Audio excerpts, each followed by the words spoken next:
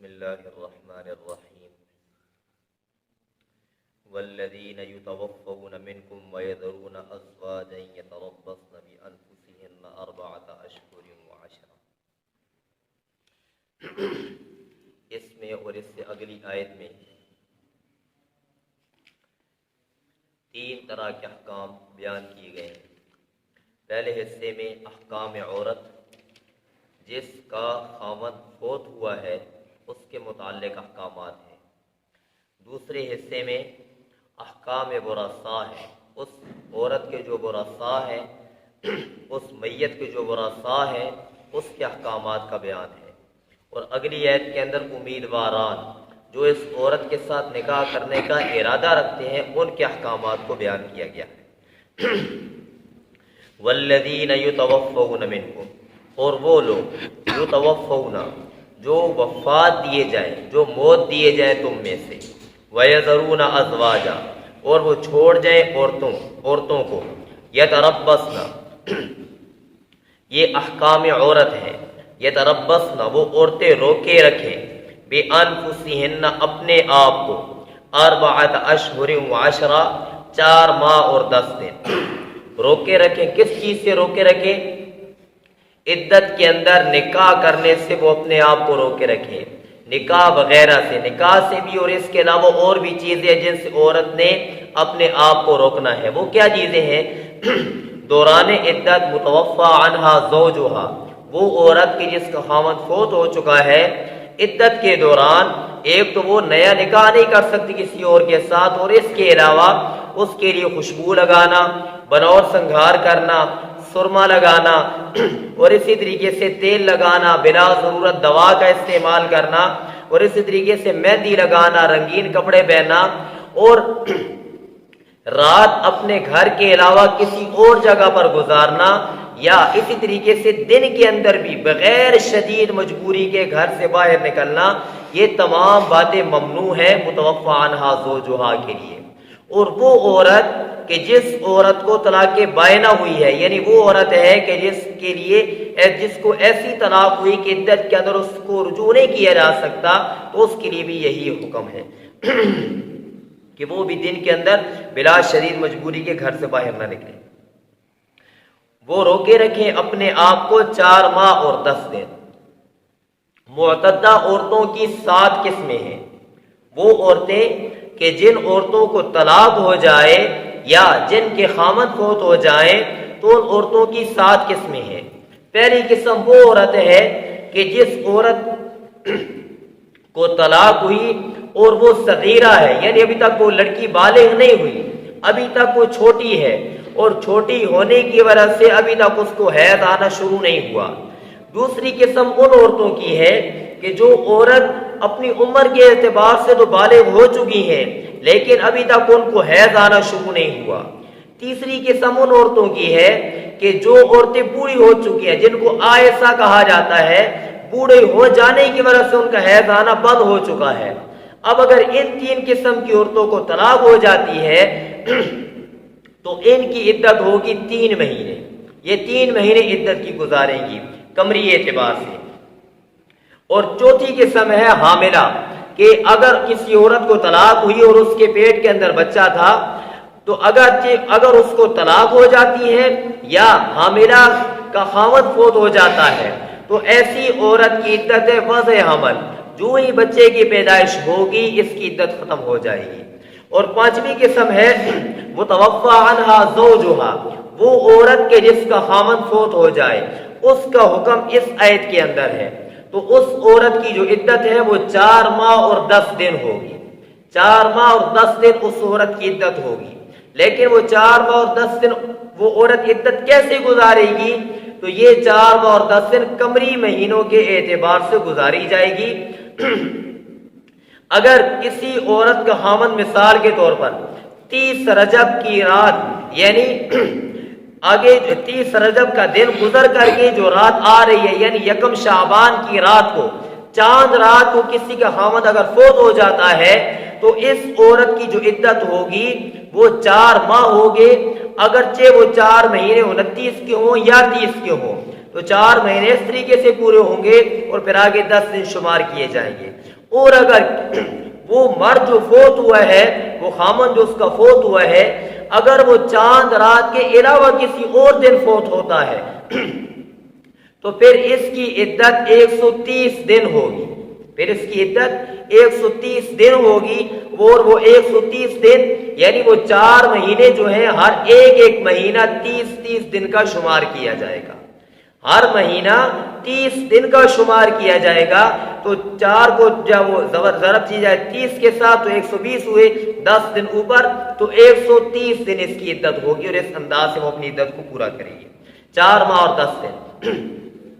اور چھٹی قسم اس عورت کی ہے کہ جو نہ صغیرہ ہے اور نہ ہی وہ آئسہ ہے اور نہ ہی وہ حاملہ ہے۔ اگر اس صورت کے اندر کسی عورت کو طلاق ہو جاتی ہے تو ایسی عورت کی عدت ہوگی 3 ہے، جو پچھلی آیت جو گزری ہے ثلاثۃ قروء یعنی آیت نمبر 228 کے اندر اس کے احکامات گزر چکے ہیں۔ اور 7ویں قسم اس عورت کی ہے کہ جس عورت کے ساتھ نکاح ہوا لیکن خلوت صحیحہ سے پہلے اس کو طلاق ہو جاتی ہے۔ خلوت صحیحہ یعنی خامد اور بیوی کو ایسی علیحدگی نصیب نہیں ہوتی کہ جس کے اندر اگر وہ جمع کرنا چاہے تو ان کے لیے کوئی بھی رکاوٹ نہ ہو۔ اگر کسی کو ایسی خلوت صحیحہ سے پہلے طلاق ہو جاتی ہے تو اس عورت کی کوئی عدت نہیں ہے۔ اس کے احکامات سورۃ الاحزاب کی آیت نمبر 49 کے اندر، سورۃ الاحزاب کا 6واں رکوع ہے اور آیت نمبر 49 ہے، وہاں پر اس کے احکامات بیان کیے گئے ہیں۔ فَإِذَا بَلَغْنَ أَجَلَهُنَّ فَلَا جُنَاحَ عَلَيْكُمْ فِي مَا فَعَلْنَ فِي أَنفُسِهِنَّ بِالْمَعْرُوفِ۔ یہاں سے یہ ورثاء کے احکامات ہے، حصہ ثانی ورثاء کے احکامات ہیں۔ یہاں سے اللہ رب العالمین نے فرمایا اے ورثاء، اگر یہ عورت عدت کے پورے ہو جانے کے بعد کہیں نکاح کرنا چاہتی ہے تو تم رکاوٹ نہ بنو۔ زمانے جاہلیت کے اندر کیا دستور تھا؟ ہوتا یہ تھا کہ اگر کوئی عورت فوت ہو جاتی تو اس کے جو بیٹے ہوتے تھے وہ اس اپنی ماں کو اپنی ملکیت سمجھتے تھے، اگر چاہتے تو خود نکاح کر لیتے اپنی ماں کے ساتھ، اور اگر چاہتے تو کسی اور کے ساتھ نکاح کرا دیتے یا اس کو گھر میں بٹھا لیتے اور کہتے کہ یہ ہماری غیرت کا سوال ہے، ہم اس کو کہیں بھی نکاح نہیں اس کا کرائیں گے۔ تو گھر کے اندر ہی وہ بیٹھی بیٹھی اس کی جو وفات ہو جاتی لیکن کہیں اس کو نکاح نہ کرنے دیتے۔ تو فرمایا اگر کرنا چاہتی ہے دستور شرعی کے مطابق تو تم اس کو نہ روکو۔ اور جس طریقے سے ہندو کرتے ہیں کہ اگر کسی عورت کا خاوند فوت ہو جاتا ہے تو چتا کے اندر جس طریقے سے مرد کو جلاتے ہیں تو اس کی جو بیوی ہوتی ہے اس کو بھی ساتھ ہی چتا کے اندر زندہ جلا دیتے ہیں۔ تو شریعت نے تمام چیزوں کی نفی کر دی اور فرمایا کہ اگر عورت نکاح کرنا چاہتی ہے دستور شرعی کے مطابق تو تم اس کو نکاح کرنے سے نہ روکو۔ فَإِذَا بَلَغْنَا، پس جب پہنچ جائیں وہ عورتیں اجلہن اپنی عدت کی مدت کو یعنی ان کی عدت پوری ہو جائے، فَلَا جُنَاحَ عَلَيْكُمْ، بس نہیں ہے کوئی گناہ تم پر اے ورثاء، فِيمَا فَعَلْنَا، اس میں کہ وہ کریں، وہ عورتیں کریں، فِي أَنفُسِهِنَّ اپنے آپ کے بارے میں، بالمعروف دستور شرعی کے مطابق، یعنی جو نکاح وہ تجویز کرے وہ شرعاً صحیح بھی ہو اور جو حلال ہونے کے تمام جتنے بھی تقاضے ہیں وہ پورے ہو جائیں۔ تو یہاں پر یہ قید لگا کر کے یہاں پر قرآن ایک بہت اہم مسئلہ سمجھایا ہے۔ اگر وہ عورتیں دستور شرعی کے مطابق نکاح نہیں کرتی، غیر شرعی طریقے سے نکاح کر رہی ہیں، تو پھر تمہارے لیے ان کو روکنا نہ صرف یہ کہ ضروری ہے بلکہ واجب ہے تمہارے اوپر۔ اور یہیں سے مفسرین فرماتے ہیں یہ مسئلہ نکل رہا ہے کہ اگر کوئی شخص اپنے سامنے کوئی کام خلاف شرع ہوتا ہوا دیکھتا ہے، یعنی اس کی نظروں کے سامنے کوئی ایسا کام ہو رہا ہے کہ جو شریعت کی نظر میں ناجائز ہے، تو اس کے لیے اپنی قدرت اور استطاعت کے مطابق اس کام سے اگلے بندے کو روکنا یہ واجب ہے۔ اگر نہیں روکیں گے وہ لوگ تو وہ اس گناہ کے اندر برابر کے شریک ہوں گے۔ اور ایک اور حدیث شریف کے اندر بھی آتا ہے کہ اگر لوگ نہیں روکتے تو دنیا کے اندر ہی مرنے سے پہلے ان کے اوپر اللہ رب العالمین کی سزا اور پکڑ آ جاتی ہے۔ واللہ بما تعملون خبیر، اور اللہ جو کوئی تم عمل کرتے ہو خبیر باخبر ہے، خبر رکھنے والا ہے۔ ولا جناح علیکم، یہاں سے امیدواروں کے احکامات کو بیان کیا گیا ہے۔ یہاں پر 4 صورتیں بنتی ہیں۔ पहली सूरत ये है कि जिस औरत का खामन फोत हुआ है उसके साथ इशारतन बंदा बात करता है। इशारतन बंदा बात करे, तारीफ किस तरीके से कि उस औरत के साथ कोई जाकर के बात करे और कहे कि मुझे भी किसी नेक दिल खातून के साथ निकाह करने की ज़रूरत और हाजत है। इस तरह की कोई भी ऐसी इशारतन कोई बात कर देता है। दूसरी सूरत यह है कि अपने दिल के अंदर बात छुपा लेता है कि जब इसकी इद्दत पूरी होगी तो मैं इससे निकाह करूंगा, तो ये दोनों सूरतें जायज़ हैं। तीसरी सूरत यह है कि उस औरत के साथ जाकर के सराहतन कोई बंदा कहता है कि जब तेरी इद्दत पूरी हो जाएगी तो मैं तुझसे निकाह करूंगा, सराहतन उसको कहता है, तो ये नाजायज़ है। चौथी सूरत यह है कि इद्दत के अंदर ही उस औरत के साथ कोई बंदा निकाह कर लेता है, तो ये सूरत भी नाजायज़ है। और अगर कोई बंदा इद्दत के अंदर निकाह करेगा तो ना सिर्फ ये कि निकाह नाजायज़ है बल्कि वो निकाह ही बातिल निकाह होता ही नहीं है। उन चारों सूरतों को अल्लाह ने सैद के अंदर बयान किया है। वला जुनाहा अलैकुम, और नहीं है कोई गुनाह तुम पर, ए उम्मीदवारों, फीमा, इसमें अर्रज़्तुम, इशारा में कहो तुम, बिन खितबतिन निसा, पैगाम निकाह, खितबा पैगाम निकाह उन औरतों को। ये पहली सूरत यानी इशारतन अगर कोई कहता है तो ये जायज़ है।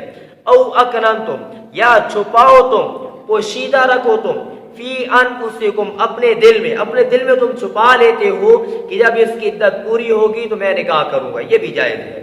अलिम अल्लाहु, क्या वजह है कि अल्लाह ने दोनों सूरतों को जायज़ किया है?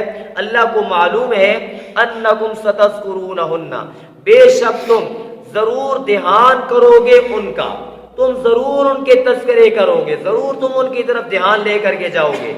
वलाकिन ला तुवाइदूहुन्ना, यहाँ से अगली दो सूरतों का बयान है। और लेकिन ला तुवाइदूहुन्ना, साफ लफ्जों में ला तुवाइदूहुन्ना, उनसे तुम निकाह का वादा न कर रखो, साफ लफ्जों में उनसे निकाह का वादा न कर रखो, सिर्रन, छुप करके निकाह का वादा उनसे न कर रखो पक्का पुख्ता। इल्ला अन तकूलू, मगर ये कि तुम कह दो, कौलन, कोई बात, मारूफन, जो दस्तूर शरअ के मुताबिक हो, यानी जैसे पहले गुजरा, तारीजन, इशारतन अगर कोई बात कहते हो वो दस्तूर के मुताबिक है, वो तुम कह सकते हो। वला तअज़िमू उक़दतन निकाह, ये चौथी सूरत का बयान है। और ना तुम पुख्ता करो, ना तुम बांध रखो, उक़दतन निकाह, निकाह की गिरह को, यानी इद्दत के अंदर ही निकाह को तुम न करो। हत्ता यबलुगल किताब अजला, यहाँ तक के पहुंच जाए अल किताब, किताब का माने मकतूब, अल किताब इद्दत मुकर्ररा, अजलहू, अपने इंतहा को, अपनी मुद्दत को, अपने इख्तिताम को, इद्दत जब पूरी हो जाए तो फिर बेशक तुम उनके साथ निकाह करो। वअलमू, ये तौबा की तरगीब है। तो जैसे मैंने पहले भी जिक्र किया कि अल्लाह हुक्म देने के बाद बार बार ये अल्लाह रब्बुल आलमीन लाते हैं कि जो तुम कर रहे हो मुझे पता है, जो तुम क्या कर रहे हो, खबरदार रहना। और बार बार अल्लाह रब्बुल आलमीन ध्यान दिलवाते हैं कि तुम्हारे अमाल से मैं बाखबर हूँ। वअलमू, और जान लो, बेशक अल्लाह यअलमु, जानता है, माफी अनफुसिकुम, जो कुछ तुम्हारे दिल में है, तुम्हारे दिल में जो कुछ है अल्लाह वो जानता है। तो जो जाहिर में तुम कर रहे हो तो उसको अल्लाह बदरजे ओला जानता है। फहज़रू, बस तुम डरो उस अल्लाह से, तो इन गुनाहों से तुम बचते रहो, इसलिए गुनाह का इरादा भी न करो। वअलमू, और जान लो, बेशक अल्लाह गफूरुन, बख्शने वाला है। अगर तुमने उसको उसकी इद्दत के अंदर ही सराहतन निकाह का पैगाम दिया है या तुमने इद्दत के अंदर निकाह कर लिया है तो फौरन तौबा करो, अल्लाह बड़े बख्शने वाले हैं, तुम्हें अल्लाह माफ कर देंगे। हलीमुन, अल्लाह बड़े बुर्दबार हैं कि अगर तुमने ये गुनाह किए और उसके बावजूद अगर अल्लाह की पकड़ नहीं आई तो आदमी मुआवजा पर गर्रा न करना, गुरूर न करना, धोखे में न पड़ जाना कि हमने किया अल्लाह की पकड़ नहीं आई तो ये सबको जायज़ है, नहीं, बल्कि अल्लाह बड़े बुर्दबार हैं। बाज़ औक़ात गुनाह करने के बावजूद, गलत काम होने के बावजूद फिर भी अल्लाह रब्बुल आलमीन की पकड़ नहीं आती, अल्लाह रब्बुल आलमीन बोला देते हैं मुमकिन है कि ये मुझसे तौबा कर ले और मेरी तरफ रुजू कर।